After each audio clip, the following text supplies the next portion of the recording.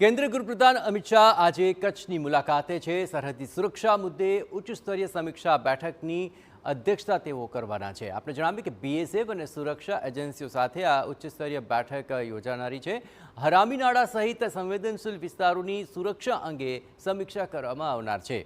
આપણે જણાવીએ કે આંતરરાષ્ટ્રીય સરહદની સમીક્ષા અમિત શાહ ખુદ કરશે. આ સરહદી સુરક્ષા અને એન્ટી ડ્રોન સિસ્ટમની સમીક્ષા પણ આ તબક્કે મહત્વપૂર્ણ બની રહેશે. સરહદ વિસ્તારોમાં વિકાસ ઇન્ફ્રાસ્ટ્રક્ચર પ્રોજેક્ટની સમીક્ષાઓ પણ થવાની છે. સેનાના જવાનો સાથે તેઓ સીધો સંવાદ પણ સાધવાના છે. તો અમિત શાહની આ મુલાકાત આંતરરાષ્ટ્રીય સરહદોની સુરક્ષાને લઈને ઘણી જ સૂચક માનવામાં આવી રહી છે. અમિત શાહ 6 મહિનામાં બીજી વાર કચ્છ સીમાની મુલાકાતે છે અને દેશની સરહદે સુરક્ષા જડબેસલાક રહે એ દિશામાં આ મુલાકાત અત્યંત મહત્વપૂર્ણ રહેશે. ગૃહમંત્રી ભારત પાકિસ્તાન સરહદ નજીક આવેલા આ અતિ સંવેદનશીલ અને વ્યૂહાત્મક રીતે આ ક્રિક વિસ્તાર જે હરામીનાળાની પ્રત્યક્ષ મુલાકાત તેઓ લેશે અને સુરક્ષા વ્યવસ્થાઓનું નિરીક્ષણ કરવાના છે. તાજેતરમાં કચ્છના દરિયાકાંઠા સરહદી વિસ્તારોમાં મળી આવેલા ડ્રગ્સના પેકેટ, ગેરકાયદે ઘૂસણખોરીના પ્રયત્નો અને ડ્રોનની ગતિવિધિઓને પગલે બીએસએફના જવાનો સાથે તેઓ વિશેષ ચર્ચા વિચારણા પણ કરશે.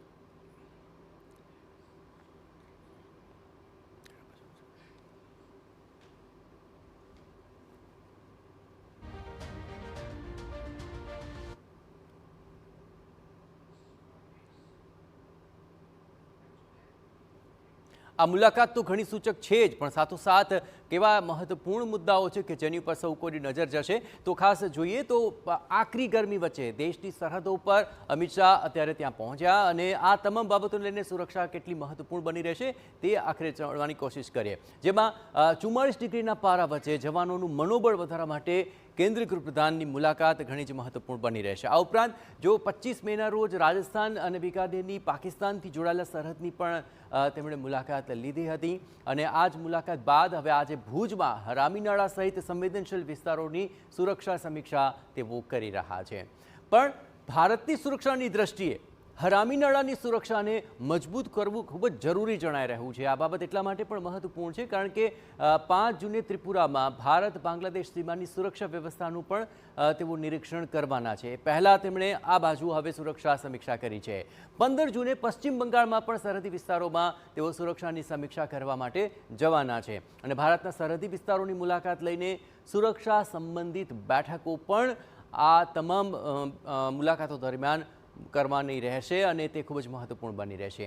દેશની સરહદોને વધુ મજબૂત બનાવવા માટે કેન્દ્રીય ગૃહપ્રધાન આ તમામ પ્રયત્નો કરી રહ્યા છે કારણ કે આ શાહનું મિશન બોર્ડર છે. દેશની સરહદો અભેદ બનાવવા માટે સ્માર્ટ બોર્ડર પ્રોજેક્ટ પર તેઓ અત્યારે કામ કરી રહ્યા છે અને પાકિસ્તાન બાંગ્લાદેશની સીમા પર જે સ્માર્ટ સિક્યુરિટી ગ્રીડ છે તે તૈયાર કરવા માટે આ તમામ મુલાકાતો ઘણી જ મહત્વપૂર્ણ સાબિત થવાની છે.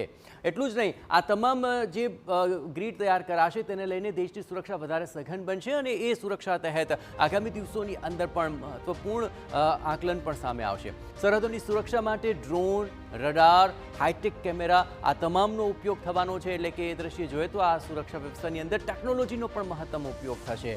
એટલું જ નહીં, ભારત પાકિસ્તાન સરહદના ખૂબ જ સંવેદનશીલ વિસ્તારોમાંથી એક છે આ ક્રિક વિસ્તાર, હરામીનાળાનો વિસ્તાર અને ત્યાં તેઓ આ સમીક્ષા કરવા જઈ રહ્યા છે અને સાથોસાથ ભારત પાકિસ્તાન વચ્ચે વહેંચાયેલા જે 22 કિલોમીટરની લાંબી સમુદ્રી ચેનલ છે તેની સુરક્ષાને લઈને પણ મહત્વપૂર્ણ સમીક્ષા થવાની છે.